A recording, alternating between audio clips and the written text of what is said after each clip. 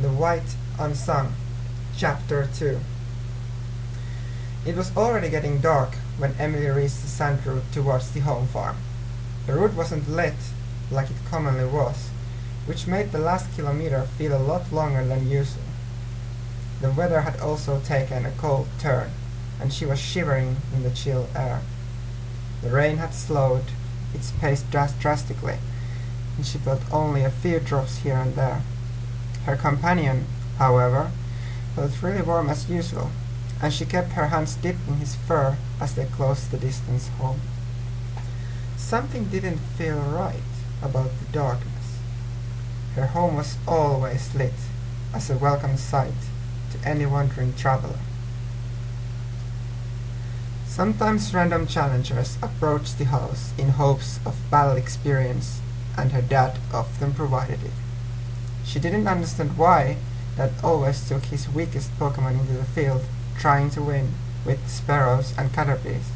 In fact, she had thought half of her life that her dad was a weak trainer, until she had been awake once in the middle of the night and had decided to take a walk outside without Dad's knowledge.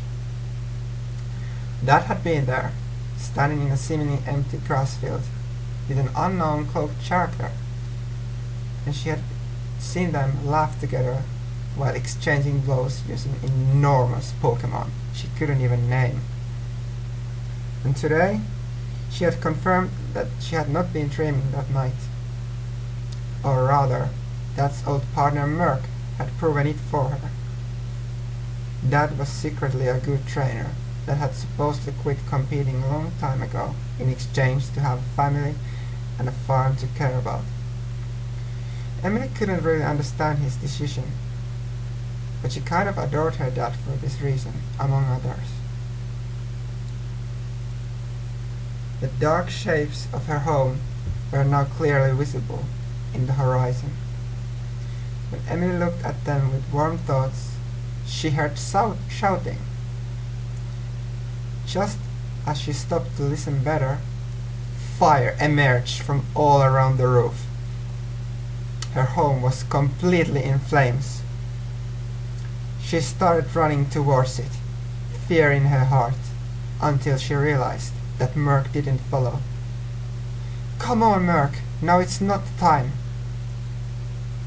But Merc just stared and had begun growling again. Due to recent events, it scared Emily more than her burning home. Then she heard a noise behind her, and shockingly realized that her dad had appeared there out of nowhere, looking tired and extremely sooty. "Who are you?" Dad asked with raised, broken voice. "Emily." She forced a faint answer. "Oh, thank God you're fine. Natu, return." Natu, a very small bird Pokémon that had apparently teleported with, returned to the Pokéball. "We were eating with Mom and Dora when at least a dozen men in black came in, and they said they were looking for a girl just like you, who was supposed to live here. I told them I didn't know what they were talking about, and they didn't believe my lies. They opened fire, a dozen Crowlits with their flamethrowers. I was lucky to have my Natu outside of her Pokeball, but she was too weak to teleport us all. I believe that Mother and Dora are." That couldn't continue. In the faint light of their burning home in the distance, Emily saw tears in her dad's eyes, just before her own blurred the sight. For his last effort, Dad commanded Merc to stop growling, before he collapsed to the ground, sobbing.